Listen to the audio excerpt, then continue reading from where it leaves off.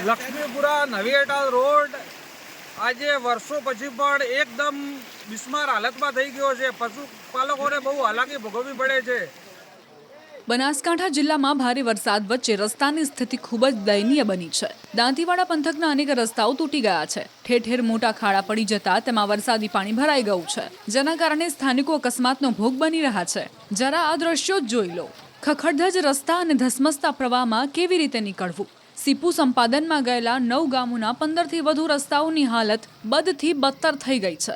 એમાં પણ રાત્રે વરસેલા વરસાદથી નવી અટાલથી લક્ષ્મીપુરા જવાનો માર્ગ એકદમ તૂટી ગયો છે, જેના કારણે પશુપાલકો, રાહદારીઓ, વાહન ચાલકો મુશ્કેલીમાં મુકાઈ ગયા છે। વહેલી સવારે ડેરીમાં દૂધ ભરવા નીકળેલા પશુપાલકો અટવાયા। તૂટેલા માર્ગ પરથી પસાર થવું મુશ્કેલ બની ગયું છે, ત્યારે પશુપાલકોએ વિડીયો બનાવી રસ્તાના સમારકામ માટે સરકારને આજીજી કરી છે।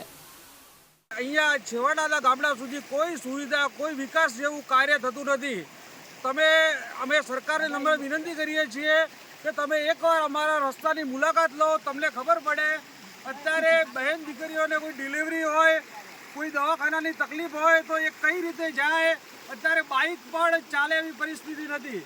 તો મહેરબાની કરીને સરકારશ્રીને નમ્ર વિનંતી કે તાત્કાલિક યુદ્ધના ધોરણે અમારે રસ્તાનું કામ પૂર્ણ કરાવે, નહીતર અમે કલેક્ટર કચેરીએ ધરણા કરીશું।